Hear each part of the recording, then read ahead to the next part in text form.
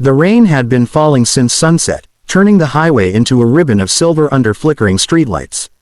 Inside the roadside diner, the air smelled of coffee, grease, and old memories. Neon lights buzzed softly, and a tired jukebox played a song no one was really listening to. It was the kind of place people stopped when they had nowhere else to go. At the far end of the counter sat a woman wrapped in a thin, worn coat. Her hands trembled slightly as she held a chipped mug of coffee, staring into it as if it might offer answers. Her face showed exhaustion deeper than a single bad day. This was the exhaustion of too many nights without rest, too many mornings without hope. When the waitress asked gently if she wanted anything else, the woman hesitated, then whispered words that barely rose above the hum of the diner. "I haven't eaten in days." The sentence slipped into the room like a dropped plate. Conversation stopped. A couple in a booth looked away uncomfortably. A man near the door shifted in his seat. Hunger made people uneasy. It reminded them how fragile comfort really was. At the center table sat a group of bikers, leather jackets darkened by rain, helmets resting beside half-finished meals. Their presence alone had already made some customers nervous. Broad shoulders, heavy boots, road-worn faces, they looked like men the world warned you about. When the woman spoke, one of them slowly set his fork down. He was older than the others, with a gray beard and eyes that had seen long miles.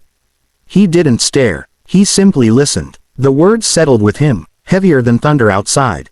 The waitress froze, unsure what to do. Diners like this had rules, spoken and unspoken. People were expected to pay.